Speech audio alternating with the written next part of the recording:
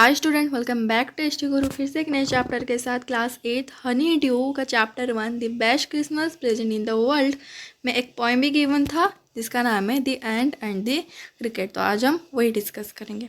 तो before you read part से start करते हैं। तो यहाँ लिखा है कि a fable is a story. A fable is a story often with animals as characters that all conveys a moral. तो एक ये जो हम पढ़ने वाला है ये एक बेसिकली एक फेबल है। तो फेबल क्या है? फेबल एक ऐसा स्टोरी है जिसे कैरेक्टर एज एनिमल यूज़ किया जाते हैं। यानी कि क्या, जैसे हम मूवी देखते हैं उसमें कैरेक्टर क्या होते हैं, कोई नानी, कोई दादी, फूफा, फूफी, ह्यूमंस यूज़ होते हैं ना। ओके, लेकिन फेबल में एक ऐसा ये एक स्टोरी है जिसमें एनिमल को एज ए कैरेक्टर यूज़ किया जाता है। This poem about an ant and a cricket contains an idea of far reaching significance which is the true of a four leg cricket as of a two-legged one. Surely you have seen a cricket that has two legs. तो इधर इसके जो point हैं उन्होंने एक अच्छी बात बोली है। तो उन्होंने कहा है कि सॉरी ये किधर चला गया, ये रहा। तो उन्होंने कहा है कि ये पोएम में हम एक आर्ट और एक क्रिकेट के बारे में पढ़ने वाले हैं जिससे हमें एक आइडिया मिलने वाला है फॉर रीचिंग। यानी कि हमें दूर के बारे में भी सोचना चाहिए, हमें प्रेजेंट में खुश रहना चाहिए, लेकिन इस हद तक भी खुश नहीं रहना चाहिए कि हम फ्यूचर को ख़राब कर बैठे हैं। ओके, तो ये एक ऐसा स्टोरी है जो कि एंट और एक क्रिकेट के बारे में है जो कि फोर लेग्ड क्रिकेट है। फोर लेग्ड क्रिकेट भी आप उससे कह सकते हो और टू लेग्ड वन भी कह सकते हो। अब ये टू लेग्ड वन वाला क्रिकेट आपने कहाँ देखा है? नहीं देखा ना, आपने देखा है क्योंकि वो टू लेग्ड वाले क्रिकेट ह्यूमंस हैं। ओके, तो यहाँ पॉइंट ने एक अच्छी बात बोली है। तो चलिए स्टार्ट करें, let's begin. A silly young cricket, okay sorry, a silly young cricket accustomed to sing through the warm sunny month of gay summer and spring। तो अ सिली मतलब बुद्धू जिसे बोलते हैं, एक बेवकूफ़। और सिली यंग क्रिकेट एक बुद्धू यंग क्रिकेट जो है। अकस्टम टू सिंग मतलब अकस्टम का मतलब है उत्साहित, यानी कि किसी चीज़ में दिलचस्पी रखना। To sing through the warm sunny months of gay summer and spring. तो एक बुद्धू क्रिकेट था जिसे गाना गाना बहुत पसंद था, और वो through the warm sunny months उसने अच्छे खासे सनी मंथ और grey summer and spring. Gay summer मतलब सौंदर्य, ओके, समर एंड स्प्रिंग को उसने ऐसे ही गाना गाते गाते निकाल दिया। Began to complain when he found that at home his cupboard was empty and winter was come. और उसके बाद वो बाद में कंप्लेन करने लगा जब उसने देखा कि उसके घर में एक दाना भी नहीं है खाने को, और उसका जो कपबोर्ड है वो एक तरह से एम्प्टी खाली था, और विंटर वाज कम यानी कि सर्दी आ चुकी थी। अब वो बाहर नहीं जा सकता था खाना ढूंढने के लिए। Not a crumb to be found on the snow cover ground, not a crumb. तो क्रम मतलब आपने सुना होगा ब्रेड क्रम के, ब्रेड का छोटा सा टुकड़ा, लेकिन यहाँ पे क्रम का मतलब एक छोटा सा टुकड़ा दाने का भी नहीं था उसके पास खाने के लिए। यानी कि उसके पास उसका कपबोर्ड जो था एम्प्टी ही था। कहाँ से होगा? On the snow cover ground, यानी कि चारों तरफ जो था ग्राउंड में स्नो ने उसे कवर कर लिया था, यानी कि इतना ज़्यादा ठंड पड़ चुका था। Not a flower could he see, not a leaf on a tree. और वो इतना ज़्यादा बर्फ़ पड़ चुका था कि वो जो था ना, पत्तियों, पेड़ की जो पत्तियाँ होती हैं, फूल होती हैं, वो बर्फ़ से एकदम ढकी हुई थी। तो वो ये कहना चाहता है कि अगर उसके पास एक क्रम भी नहीं है खाने को, एक छोटा सा टुकड़ा भी नहीं है खाने को, फिर भी वो कुछ गज की पत्तियाँ, कुछ फूल खा के भी वो रह सकता था। लेकिन वो भी उसे नसीब में ना था, क्योंकि इतना इतना ज़्यादा ठंड पड़ रही थी, उसने वो पत्तियों को भी कवर कर लिया था। ठीक है। Oh what will become says the cricket of me. तो इधर क्रिकेट कह रहा है कि अब मेरा क्या होगा, मेरे पास कुछ भी नहीं है खाने के लिए, अब मेरा क्या होने वाला है। At last by starvation and famine made bold all dripping with wet and all trembling with cold away he. Okay, तो यहाँ तक पहले देखेंगे।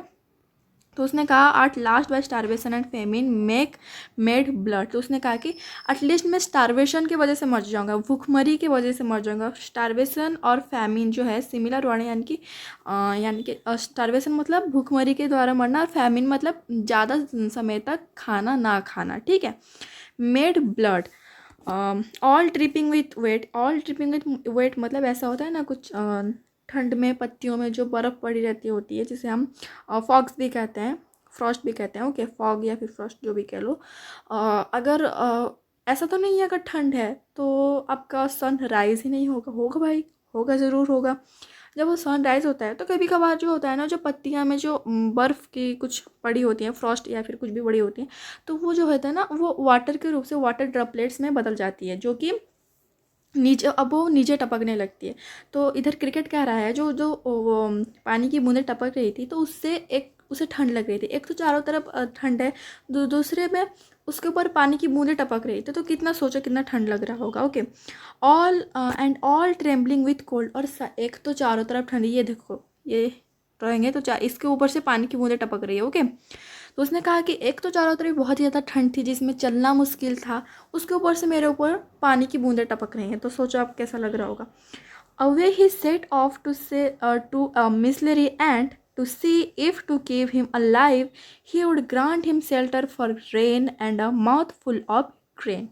तो उसने एक मिस्लरी आंट, यानी कि कंजूस में खिचूस जिसे कहते हैं, तो उसने उस चींटी के पास जाने की सोची, क्योंकि अगर वो कम से कम मुझे एक शेल्टर तो दे सकती है ठंड से बचने के लिए।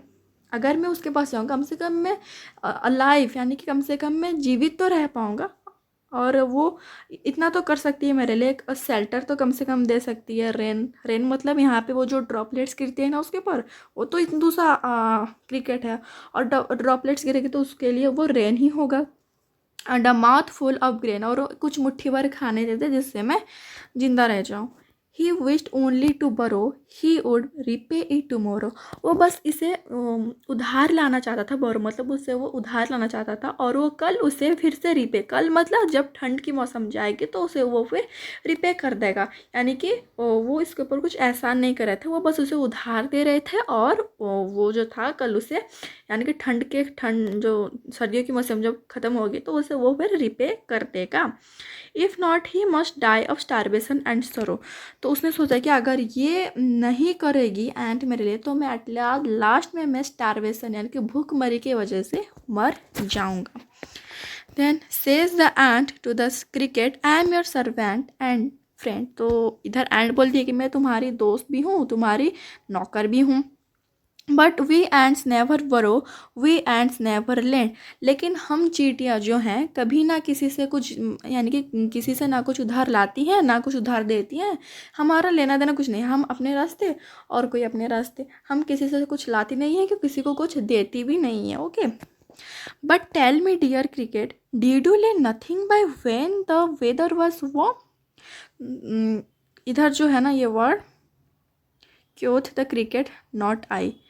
क्योंकि मतलब सैड, देखिए ये एक एंशियंट इंग्लिश है, ओल्ड इंग्लिश, और जिसका मतलब है सैड। ठीक है, अब ये तो ऑथर ने जब लिखा होगा तो वो ओल्ड इंग्लिश यानी कि पुराने ज़माने में लिखा होगा ना। ठीक है, तो चलिए टॉपिक के ऊपर आते हैं।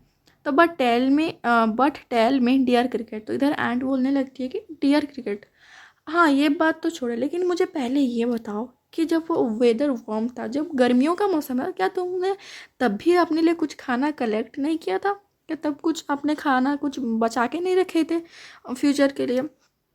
तो इधर क्रिकेट बोलता है सेड द क्रिकेट, इसका मतलब है सेड द क्रिकेट नॉट आई, नहीं मैंने नहीं किया। और वो देखो क्या कर रहा है, बेशरम। My heart was so light that I sang day and night for all nature looked gay you sang sir you. My heart was so light, यहाँ पे क्रिएट करा है my heart was so light, यानी कि मैं एकदम stress free हो चुका था, मेरे अंदर कोई भी स्ट्रेस नहीं था, एकदम कोई भी टेंशन नहीं कि क्या खाना कलेक्ट करना है, यानी कि क्या फ्यूचर के बारे में कोई भी आशंका मेरे मन में नहीं थी, क्योंकि नेचर जो था एकदम सौंदर्य लग रहा था, यानी कि बहुत ज़्यादा सुंदर था, और मैं रात दिन बस गाना ही गाता रहता था। Okay, for all the nature looked, क्योंकि ये जो था नेचर जो था बहुत ही अच्छा दिख रहा था, तो मैं दिन रात बस गाना ही गाता रहता था। देन यहाँ पे चींटी रिप्लाई करती है यू सैंग सर यू से, तुम कह रहे हो मैं गा रहा था, क्या ये एक रीज़न है तुम्हारा खाना कलेक्ट नहीं करने का फ्यूचर के लिए? तो यहाँ पे चींटी जवाब देती है गो देन से the end and dance the winter away. तो यहाँ पे चींटी कहती है कि चलो, जैसे तुमने गाना गा के गर्मी के मौसम को ऐसे निकाल दिया था ना, तो अभी जाओ विंटर को ऐसे डांस करते करते निकाल दो। कितनी अच्छी बात बोली है ना। ठीक है, तो स्टूडेंट जो है कंफ्यूज हो जाते हैं इस लाइन में। तो ये तीन लाइन जो है क्रिकेट ने कहा है, ये एक लाइन जो है ये आंट ने कहा है। यू सैंग सैर यू से ये एंट ने कहा है। Okay, then thus ending he hastily lifted the wicket. तो विकेट होता है एक जो होता है ना हमारे दरवाज़ा को अटकाने के लिए कुछ नीचे ऐसे लगा हुआ होता है ना, तो उसे हम विकेट बोलते हैं। ऐसे हवा में, खिड़कियों में भी आपने देखा होगा कि खिड़कियों में जिसकी लकड़ी की विंडोज़ होती हैं, हवा में जो होती है ना वो आवाज़ करने लगती हैं ऐसे धड़ धड़ धड़ टाइप की। ओके, तो उसे ही अटकाने के लिए एक लंबी सी डंडी टाइप की होती है, उसे हम विकेट कहते हैं। वैसे दरवाजे में भी नीचे होती है। तो विकेट को लिफ्ट यानी कि वहाँ पे जो एंड थी उसने विकेट था सेंडिंग यानी कि एंड में, और जो हमारी चींटी थी हास्टिली मतलब ये रहा इसका वर्ड मीनिंग। हास्टिली मतलब गुस्से में। ओके, हास्टिली बेरहमी से मतलब उसके ऊपर जो क्रिकेट के ऊपर एंट को कोई दया भाव भी नहीं आ रही थी, वो उसके ऊपर दया दिखा नहीं रही थी, क्योंकि उसने पहले कहा दिया था कि हम चींटी ना किसी से कुछ लेते हैं ना किसी को कुछ देते हैं। ओके, देन उसने जो विकेट था उसने उसे लिफ्ट किया, नहीं उसे हटा दिया। And out of the door turn the poor little cricket. And जो था ना उसने डोर दरवाज़ा जोर से लगा दिया और पुअर क्रिकेट को, बेचारा क्रिकेट को ऐसे बाहर ही छोड़ दिया। ओके, यानी कि बाहर वो खड़ा रहा। Folks call this a fable I want it true, some cricket have 4 legs and some have 2। तो ये जो 2 लाइन है ये हमारे ऑथर ने कहा है। फॉक्स कॉल, फॉक्स मतलब ऑडियंस, फॉक यानी कि ऑडियंस, लोग कहते हैं ये एक फेबल है। ये फेबल मैंने आपको पहले ही समझाया था फेबल क्या है। ये एक स्टोरी है। ओके, ये एक स्टोरी है जहाँ पे एनिमल को एज ए कैरेक्टर यूज़ किया जाता है, नेचर को एज ए कैरेक्टर यूज़ किया जाता है। तो लोग कहते हैं ये बस एक कहानी है, मनगढ़ंत कहानी है, लेकिन मैं कहता हूँ, मैं इसे वारंटी यानी कि मैं इसे वारंटी देके कहता हूँ, गारंटी देके कहता हूँ ये सच्ची घटना है, यानी कि ये सच है। क्यों? Some cricket have 4 legs and some have 2। कुछ क्रिकेट्स के 4 पैर होते हैं और कुछ के 2। अब 2 पैर वाले क्रिकेट हैं कौन भाई? हम इंसान। यानी कि ओवरऑल इस स्टोरी का मतलब निकल कर आ रहा है कि हम कुछ इंसान ऐसे भी होते हैं जो अपने काम को बिल्कुल इसी तरह ही टाल देते हैं, यानी कि आज का काम आज ख़त्म नहीं करते, आज का काम कल पे छोड़ देते हैं, और जब कल आती है तो हम परेशानियों में पड़ जाते हैं। तो ओवरऑल स्टोरी का मतलब ये था। तो स्टोरी का कंक्लूज़न यही निकल कर आता है। ओके, तो यहाँ पे हमारा जो फेबल, सॉरी मैंने स्टोरी कह दिया, फेबल पोएम जो है ख़त्म होता है। और इसके राइटर जो हैं अडोप्टेड फ्रॉम एसोप्स फेबल, मतलब एसोप एक फेबल राइटर हैं, उन्हीं के एक one of their fable. Okay, तो ये बस उसी का एक पार्ट है। तो आज का जो पोएम है यहाँ पे ख़त्म होता है। तो आज के लिए बस इतना, मिलते हैं नेक्स्ट वीडियो में और कुछ नए चैप्टर के साथ। तब तक के लिए बाय। प्लीज़ चैनल को सब्सक्राइब करके जाना।